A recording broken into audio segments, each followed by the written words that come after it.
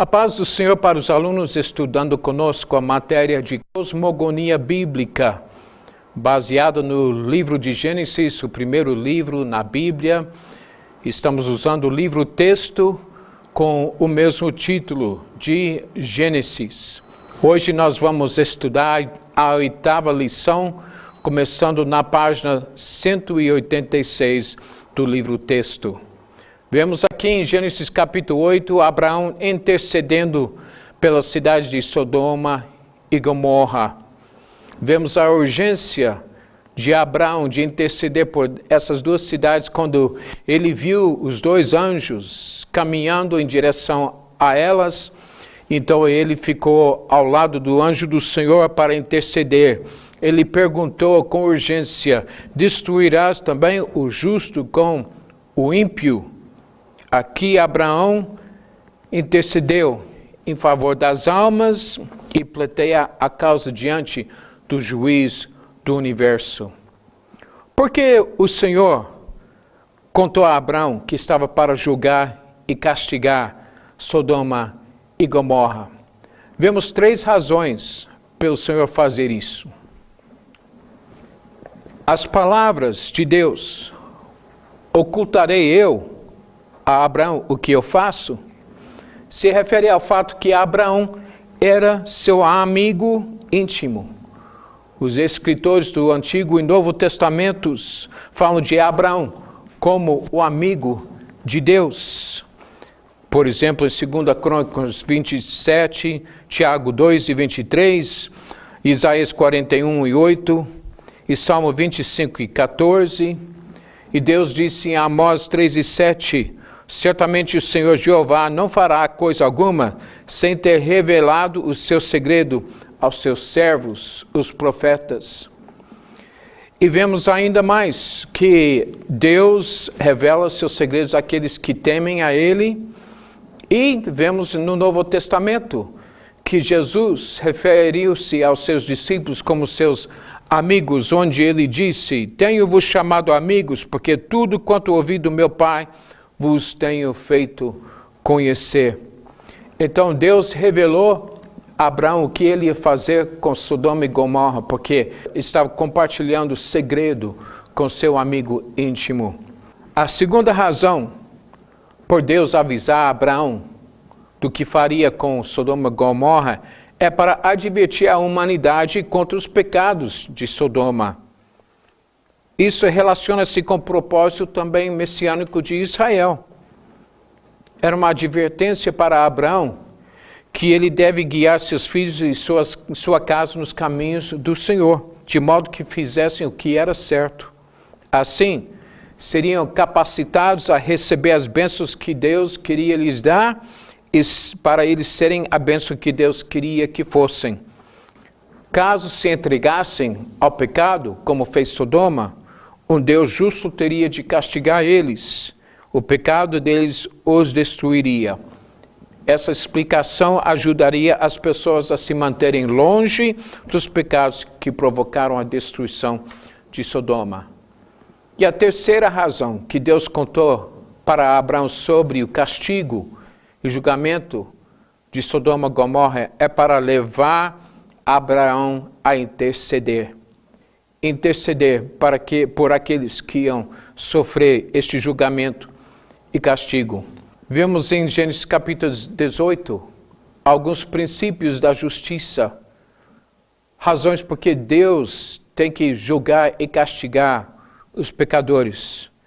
Primeiro, um Deus justo precisa castigar o pecado.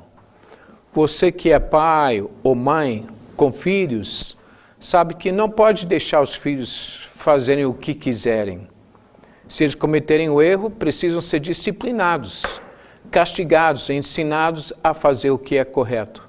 Segundo princípio, a misericórdia de Deus pode adiar o julgamento, mas este acabará vindo. Mais cedo, mais tarde, virá o julgamento e castigo. As cidades de Sodoma e Gomorra demonstram que a paciência de Deus tem limites. O mal ficou fora do controle E assim o julgamento é pronunciado. O terceiro princípio da justiça é que o juiz de toda a terra julga comunidades, cidades e nações. O Antigo Testamento enfatiza a responsabilidade coletiva da família, da tribo e da nação. Os governantes estão responsáveis diante de Deus para guiar o povo na justiça, de modo que o pecado não o destrua. E o quarto princípio da justiça é que o cronograma do julgamento divino é flexível. Pode ser adiado para deixar as pessoas se arrependerem ou por causa da intercessão. A cidade de Nínive é um exemplo perfeito disso. Quando Jonas foi e pregou o arrependimento para a cidade inteira, do rei até as crianças, se arrependeram e rasgaram suas roupas e jogaram cinzas sobre si mesmos, em arrependimento. E esse arrependimento adiou o julgamento prometido por Deus sobre aquela cidade por 150 anos. Por quê, meus irmãos? O cronograma do julgamento divino é flexível se houver intercessão e arrependimento. O quinto princípio da justiça é que Deus pode poupar ou não uma comunidade maligna porque há ali algumas pessoas boas. Abraão raciocinou que a justiça de Deus não deixaria ele destruir os justos com os ímpios. Os crentes muitas vezes têm sido o sal da terra, que tem impedido a destruição de uma comunidade, ou cidade, ou nação. Mas às vezes Deus tem livrado os justos do meio da destruição, conforme ele fez em favor de Ló. Noutras ocasiões, os justos sofrem com os ímpios, mas Deus os recompensará no céu e endireitará na eternidade as injustiças que seus filhos sofrem na terra. No Natal de 2004, houve um grande terremoto no país da Indonésia, no fundo do mar, o que provocou ondas gigantes chamadas de tsunamis, que correram até da Indonésia, arrasaram com boa parte daquele país e as ondas chegaram até o litoral da Índia, da África Leste e o país ilha de Sri Lanka. Fiquei sabendo que naquele domingo, que era o domingo de Natal de 2004, uma igreja Assembleia de Deus estava reunida para comemorar o Natal lá no país de Sri Lanka, aquele país ilha. E era o primeiro ponto onde chegou as ondas gigantes que atingiram aquele país.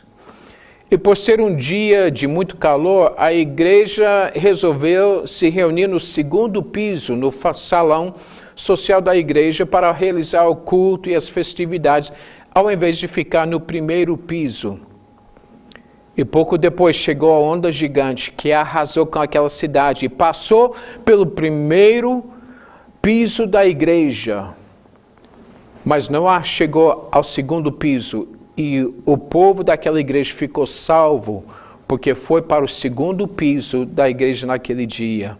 Ficava no segundo templo, no segundo piso do templo. Agora, os crentes e aqueles outros na cidade, o povo na cidade, que não estava reunido na igreja naquele dia, todos morreram. Mas a igreja ficou salva no segundo piso, porque às vezes Deus deixa o crente sofre com o injusto, o ímpio, e às vezes Deus salva o seu povo no meio da destruição. O sexto princípio da justiça diz que Deus estabelece claramente a culpa das pessoas quando Ele as castigar. Deus enviou os anjos até Sodoma para deixar os sodomitas demonstrar sua própria culpa. Então, assim o mundo veria a justiça de Deus ao destruir a cidade. E o sétimo princípio da justiça é que o juiz de toda a terra fará justiça. Abraão fez a seguinte pergunta: o juiz de toda a terra não faria justiça? Deus sabe muito melhor do que o homem qual é a melhor coisa a ser feita em todas as circunstâncias. O que ele faz é certo. Saberemos por quê na eternidade. Nem toda tragédia é uma intervenção divina. Nós vemos recentemente em nossos dias, neste mês de setembro de 2017, grandes desastres acontecendo no Caribe, no litoral dos Estados Unidos, com os furacões que passaram por lá. E o terremoto, grande terremoto no México, o maior terremoto naquele país nos últimos 100 anos. E nos Estados Unidos, grandes incêndios que queimaram muito território na região oeste e noroeste daquele país. Mas nem todas foram intervenção divina. Deus, às vezes, usa meios naturais em julgamento, como no caso do dilúvio. Mas as tempestades, inundações, furacões, fomes, terremotos e outras calamidades não são sempre julgamentos. Sabemos que a doença e a morte vieram a este mundo como resultado de Adão ter se entregue ao inimigo de Deus. A morte física virá a todos até que Cristo volte para restabelecer o seu reino eterno. Então podemos ver que raramente Deus manda esses desastres e tragédias como julgamento de Deus. Mas às vezes esses desastres acontecem de propósito. Vamos ver agora um pouquinho mais sobre a oração de Abraão. Ele é conhecido como amigo de Deus, mas também amigo dos homens. Vemos isso quando ele arriscou sua vida e a vida dos seus guerreiros para salvar os homens e mulheres de Sodoma, que foram levados cativos pelo rei de Elão. Mas também a impureza dos sodomitas deve ter sido muito repulsiva mais para Abraão do que era para Ló, que, segundo a Bíblia, ficou enfadado da vida dissoluta dos homens abomináveis. Mas a comunhão com Deus encheu Abraão com amor ao seu próximo. E agora, ao ficar sabendo do julgamento que cairia sobre Sodoma e Gomorra, ele ficou cheio de compaixão e implorou em favor da vida deles. Por certo, estaria pensando em Ló, mas não mencionou ele pelo nome. Sua oração era que a cidade fosse poupada e que não somente os justos fossem salvos da destruição. Nós podemos ver na oração de Abraão a maioria das características da intercessão descrita na Bíblia. Ele pleiteou com ousadia que Deus poupasse os iníquos por amor aos justos. Baseava sua fé no caráter de Deus e orou para que a honra de Deus, como justo juiz de toda a terra, fosse defendida. Abraão mesclava a profunda humildade e reverência com a intrepidez da fé. Ele orou com ousadia. Para ele debater com Deus, parecia ousado demais. E 2 vezes ele orou dizendo: ora, não se ire o Senhor. Mas também ele foi persistente. Vemos na oração dele a intrepidez da fé, a ousadia. Vemos também o fervor do amor pelos outros, mas também vemos a persistência destemida. Ele insistia com Deus. Se tiver 50 pessoas justas na cidade, ainda vai destruir. Se tiver 30, se tiver 20, se tiver 10, ele ficou insistindo. Ele foi persistente em suas intercessões. Ele pleiteou com cuidado a sua causa. A oração dele pode nos ensinar sobre essas 3 qualidades e características da intercessão: a intrepidez da fé, o fervor do amor pelos outros e a persistência destemida. Aqui temos mais um bom esboço para o estudo bíblico, o devocional, o sermão. A oração de Abraão foi atendida. As cidades não foram poupadas, porque não havia sequer 10 justos, conforme a oração de Abraão. Mas a Bíblia diz que Deus se lembrou de Abraão e tirou Ló do meio da destruição, derribando aquelas cidades. A verdadeira intercessão nunca é em vão. Sabemos também que a intercessão tem poder de longo alcance. É por isso que os discípulos de Jesus pediram a ele, em Lucas 11:1, Senhor, ensina-nos a orar. Eles perceberam que a intercessão e a oração têm poder de longo alcance. Tenho visto acontecer na família da minha mãe. Nos últimos 3 anos, ela perdeu 4 irmãos. 3 deles estavam desviados da fé desde a sua juventude. E por anos a família orou por eles. A minha mãe orou por eles. Eu e minha esposa oramos por eles. E foi no leito da morte, nos últimos dias ou minutos, que os 3 desviados voltaram ao Senhor. E hoje estão lá no céu, no seu lar celestial, junto com outros membros da família. Porque intercedemos e Deus reagiu, Deus agiu. E meus irmãos, isso nos mostra que a intercessão tem poder de longo alcance. Em Gênesis capítulo 19, encontramos a destruição e livramento que ocorreu em Sodoma e Gomorra. Quais foram os pecados de Sodoma que os anjos encontraram quando entraram naquela cidade?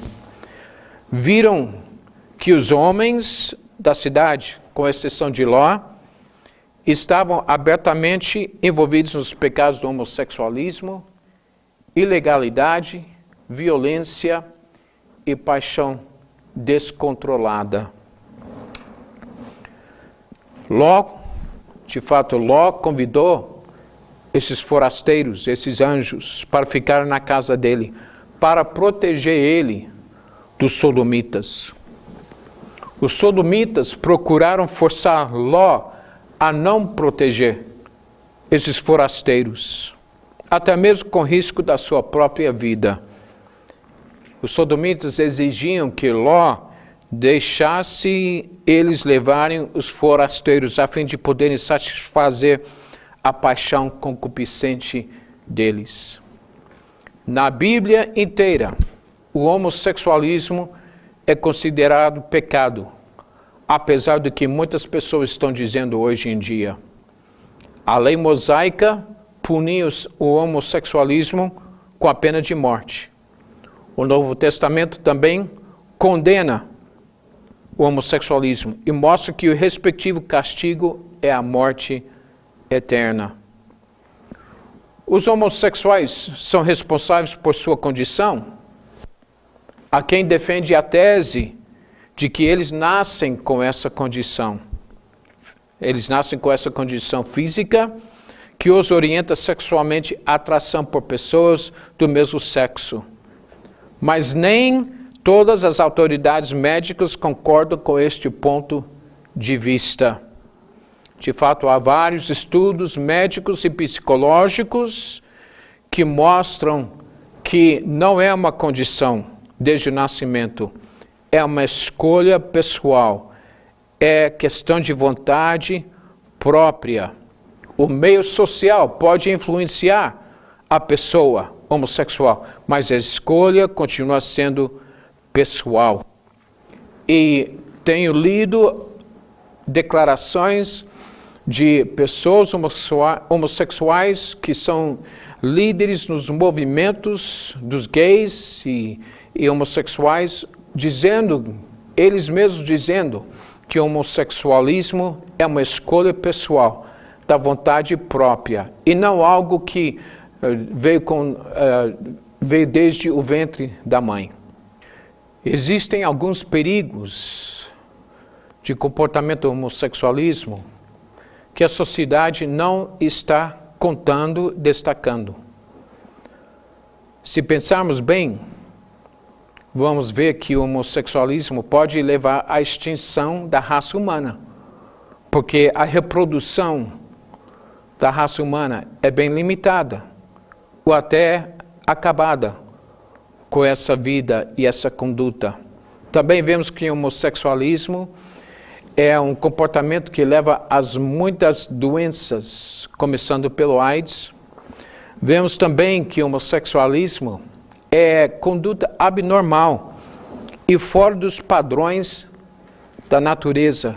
Isso sempre traz consequências negativas, traz consequências emocionais, consequências psicológicas, traz paixão descontrolada e eu sei, em alguns casos, que pode ser demoníaca, com origem demoníaca.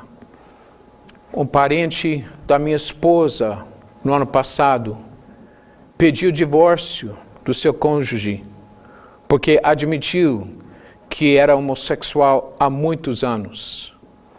E quando depois de ele pedir o divórcio e saiu da casa, no dia que ele foi embora, a esposa viu e ouviu demônios, seres da trevas, seres horríveis, seres sobrenaturais, saindo com ele, fazendo barulho, saindo com ele. E ela ligou para muitos da família, pedindo oração, pedindo intercessão. E a partir daquele dia, os demônios nunca mais voltaram àquele lar. Porque o homossexualismo, em muitos casos, pode ser demoníaca. A Bíblia demonstra que Deus pode livrar as pessoas do homossexualismo. A cidade de Corinto era amplamente conhecida pela corrupção moral dos seus cidadãos. Paulo escreveu para a igreja lá a respeito de se tornar uma nova criatura em Cristo. Como ele escreveu segundo aos Coríntios 5,17. As coisas velhas já passaram, eis que tudo se fez novo. Paulo também disse que os homossexuais não podiam herdar o reino de Deus. E acrescentou ainda mais, é o que alguns têm sido, mas haveis sido lavados, mas haveis sido santificados, mas haveis sido justificados em nome do Senhor Jesus e pelo Espírito do nosso Deus. E então é possível a pessoa ser liberta do homossexualismo. Infelizmente, muitos países estão legalizando o casamento homossexual. Tem algumas igrejas que defendem os homossexuais e defendem que homossexuais sejam ordenados ministros do Evangelho.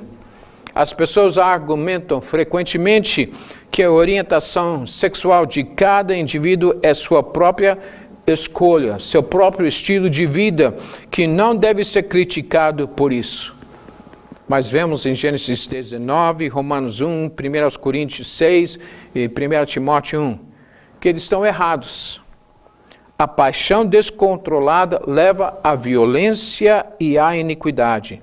No final, leva ao julgamento divino e para a morte eterna para aqueles que não se arrependerem. Então, como devemos tratar o homossexual? Como a igreja deve tratar os homossexuais? Devemos tratar com muita oração, com muita sabedoria, com muita paciência. Devemos tratar com respeito e com amor, porque também são seres humanos.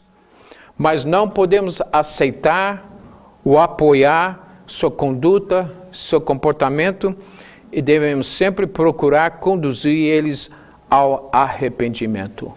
Então temos que usar muita sabedoria da parte de Deus para tratar com os homossexuais. O que se diz de Ló? Ele tinha influenciado sua comunidade em direção a Deus? Ou a corrupção de Sodoma influenciou ele? Parece que seu caráter era uma mistura de bem e de mal. Ló tinha ido de mudança para Sodoma como resultado de uma escolha egoísta e porque colocava valores materiais e conforto físico acima dos valores espirituais, como diz o nosso livro-texto. Mesmo assim, ele era justo, conforme a Bíblia. Segundo de Pedro 2 diz, Ló ficou enfadado da vida dissoluta dos homens abomináveis. Afligia todos os dias a sua alma justa, pelo que via e ouvia sobre as suas obras injustas. Ele provavelmente tinha levantado oposição contra as iniquidades dos sodomitas em ocasiões anteriores, e por isso eles se ressentiram da sua interferência. Admiramos Ló por sua hospitalidade e sua coragem ao defender seus hóspedes anjos, mas ficamos chocados com a sua oferta de entregar àqueles sodomitas suas 2 filhas para eles praticarem sua concupiscência com elas. Esta oferta era uma grave violação do seu dever como pai, de proteger a sua família do perigo e da desonra. Na mentalidade de Ló, o sagrado dever da hospitalidade pesava mais na balança do que os direitos das mulheres. Vemos caso semelhante em Juízes capítulo 19, onde um homem em Israel protegeu seu hóspede, entregando a concubina do hóspede para que fosse violentada pelos homens da cidade. Os padrões do mundo naqueles tempos podem ter aprovado essa solução numa situação desesperadora, mas os padrões humanos nem sempre são um guia seguro. E quando aquele hóspede levantou de manhã no dia seguinte e encontrou sua concubina morta na porta da casa por causa do abuso dos homens da cidade, ele pegou o corpo dela, cortou o corpo em 12 pedaços, mandou um pedaço para cada tribo de Israel. E isso levou a uma guerra civil que quase levou à extinção da tribo de Benjamim, de onde viria o rei Saul e o apóstolo Paulo. Esse caso mostra o resultado, o que acontece quando o crente misturar-se demais com o mundo e não afastar-se das coisas do mundo e da vida do mundo. Porque Ló não conseguiu influenciar os cidadãos de Sodoma em favor de Deus. Até seus futuros genros não queriam acreditar no que ele dizia. Talvez ele não tinha influência porque sua vida não tivesse sido o tipo de exemplo que convenceria os cidadãos da veracidade da sua religião. Os pecados de Sodoma deixaram ele aflito, mas os habitantes sabiam que ele preferia o conforto e as vantagens da cidade à separação social de uma vida piedosa em comunhão com Deus. Que coisa triste. O testemunho de uma pessoa egoísta, egocêntrica, não tem muita probabilidade de levar outros a deixar o pecado e voltarem-se a Deus. Como a Bíblia diz em 1 João 2,15, não ameis o mundo, nem o que no mundo há. Se alguém ama o mundo, o amor do Pai não está nele. Isso nos leva a pensar seriamente a respeito de nossa responsabilidade diante do mundo, da comunidade, da nossa cidade. O poder de Deus em nossa vida convence outras pessoas da veracidade do nosso testemunho. E vemos em Gênesis 19, 24, que o Senhor fez chover enxofre e fogo desde os céus sobre Sodoma e Gomorra. Qual era essa destruição? Deus mandou fogo cair do céu, ele fez um vulcão explodir. O que aconteceu? Deus poderia ter criado milagrosamente um enxofre e levado o enxofre a cair como trovões sobre as cidades. Mas muitos estudiosos acreditam que Deus usou um terremoto com uma explosão de materiais inflamatórios da terra, como jazida de petróleo e de enxofre. Esses materiais em chamas passaram então a cair sobre a planície inteira, destruindo aquelas duas cidades e cobrindo-as com densa fumaça. E hoje jazidos de enxofre e asfalto foram achados na região litorânea do Mar Morto. E os arqueólogos acreditam que as ruínas dessas duas cidades estão no leito do Mar Morto. Foi justa a destruição de Sodoma? Sim. O povo daquelas cidades tinha o testemunho de Abraão. Os habitantes deviam suas vidas ao Deus de Abraão.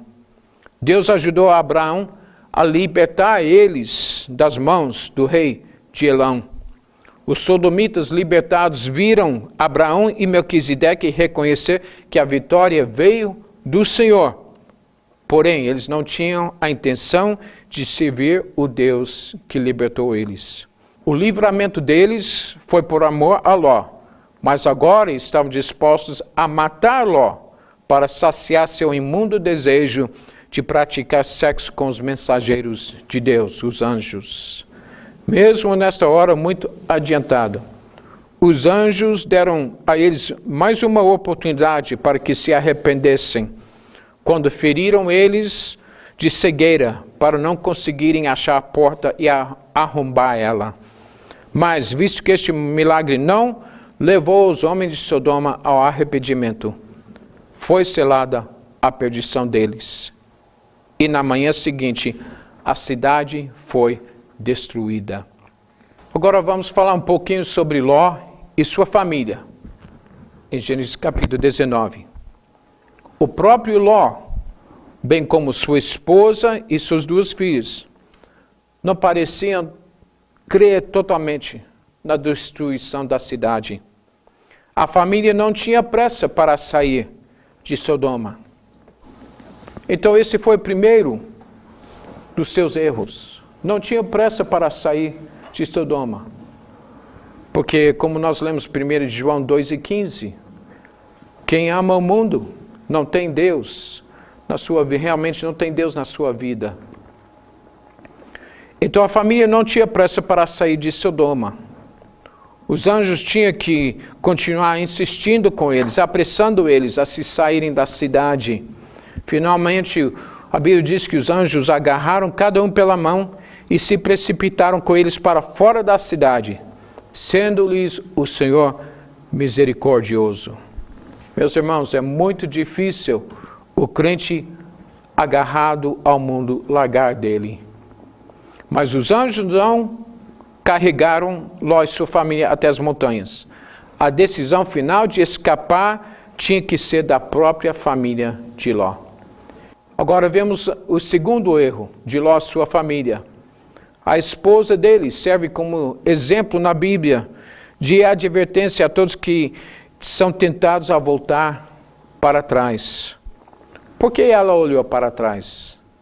Será porque não queria deixar suas casas e seus bens domésticos? Será que a vida social de Sodoma ela não queria deixar?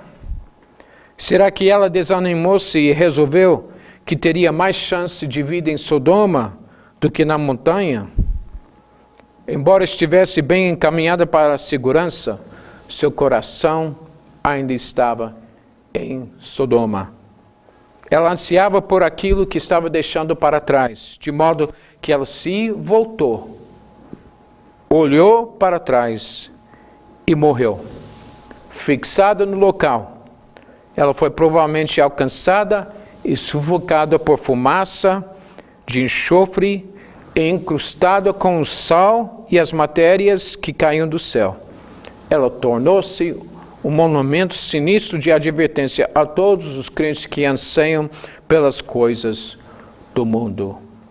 O coração da esposa de Ló estava em Sodoma. O terceiro erro de Ló e sua família. Podemos ver a influência de Sodoma ainda sobre eles. Agora Ló estava com medo. da vida rigorosa nas montanhas, que antes conhecia quando peregrinava com seu tio Abraão. Mas Ló se tornou indolente na cidade. E por isso rogou que a cidade vizinha de Zoar fosse poupada para ele poder morar lá. Mas ele ficou até com medo de permanecer em Zoar. E, portanto, foi até a montanha e passou a morar numa caverna. Imagina, meus irmãos. Ficou agarrado ao mundo. Perdeu tudo. E agora teve que fugir para a montanha e morar numa caverna, depois de perder tudo. E outra coisa, meus irmãos, o pecado e o mundo trazem medo ao nosso coração, por estarmos no lugar errado, afastado de Deus, afastado dos caminhos de Deus. Quando nós nos distanciamos de Deus, então e o pecado e o mundo começam a nos influenciar, eles trazem o medo também. E o episódio final da história de Ló nos mostra os resultados da sua escolha egoísta, como diz o livro. Seu novo lar, uma caverna, não é melhor do que a tenda que ele abandonou quando optou por uma casa em Sodoma. Sua esposa agora estava morta, suas grandes possessões estavam destruídas, somente suas filhas estavam com ele, e elas fazem uso de Ló num plano ímpio de conseguirem filhos. Ló andou com Abraão numa vida de fé durante muitos anos, mas em seguida deixou-se orientar por suas riquezas cada vez maiores e por seus interesses. Agora, como um homem que escapa através das chamas, perdeu tudo menos sua alma. No último vislumbre de Ló, como diz o livro-texto, recebemos como advertência daquilo que o vinho pode fazer. Quarto, erro de Ló e sua família, sua embriaguez. Semelhante à experiência de Noé. Depois de um grande livramento, Noé e agora Ló ficaram embriagados. Cometeram o erro de ficarem embriagados. E, bêbado, Ló não tem juízo moral, nem sabe o que está acontecendo. E assim, suas filhas conseguiram seduzir ele. E dessa maneira, Ló se torna pai de Moabe e de Amon, cujos descendentes causariam muitos sofrimentos a Israel séculos mais tarde. A idolatria de Moabe e de Amon, séculos depois, corrompeu muitos israelitas e desviou eles de Deus. Quando Ló escolheu o vale bem irrigado de Sodoma e persistiu em permanecer ali, ele semeou para a carne.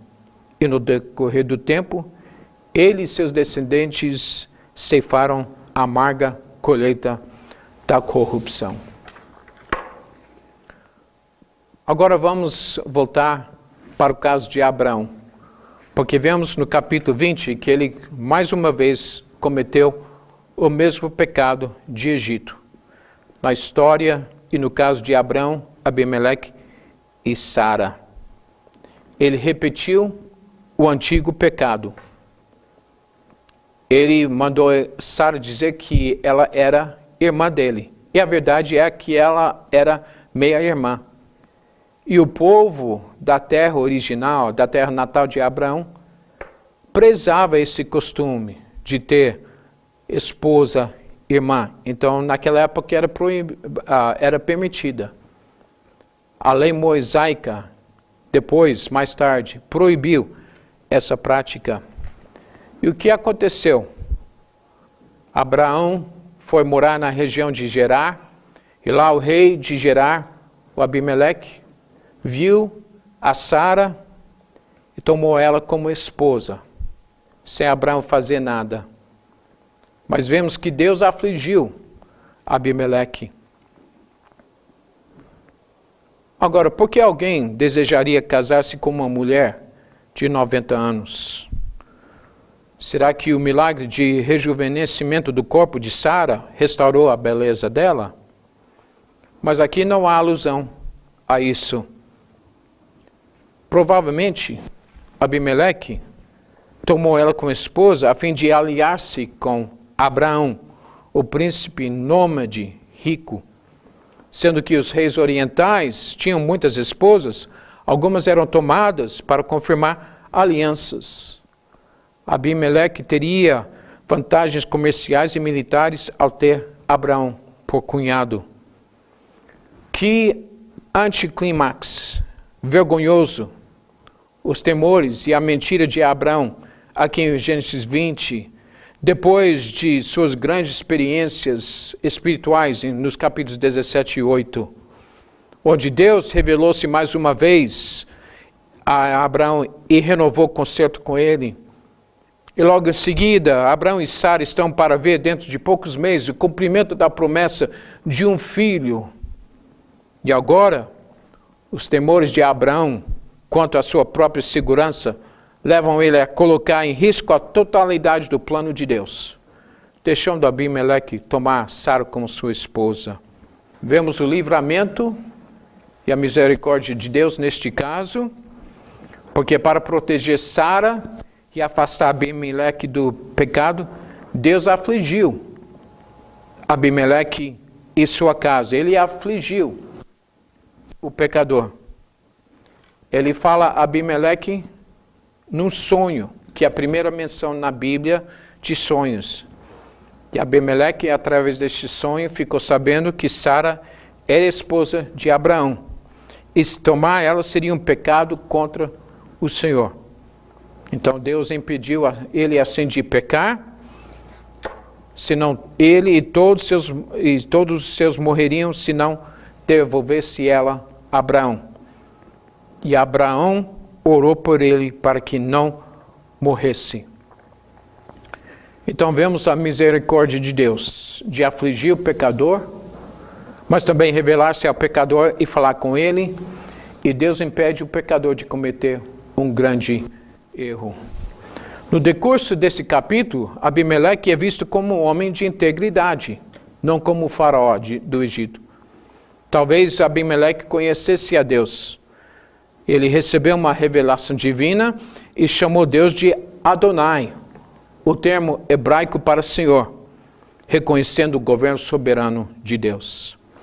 E certamente depois dessa experiência, Abraão deve ter reconhecido que a mão de Deus estava sobre ele para cumprir o seu destino, apesar dos seus erros. Meus irmãos, na próxima aula estaremos estudando lição 9. Que Deus abençoe a todos, que possamos guardar na nossa mente e no nosso coração as lições que vemos, lições de vida que vemos nesta lição.